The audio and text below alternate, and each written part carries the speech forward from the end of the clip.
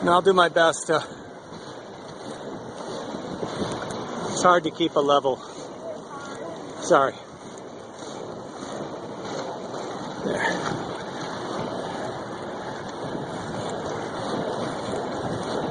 Now your head's really bobbing right now, but when you keep it still, you don't want to restrict your stride.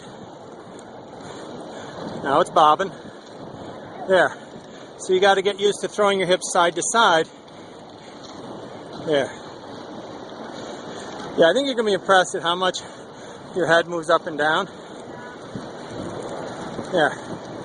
Now try that thing that you were doing where you bring your, the skate past your body and push all the way. But step onto that flat skate. Okay. Good.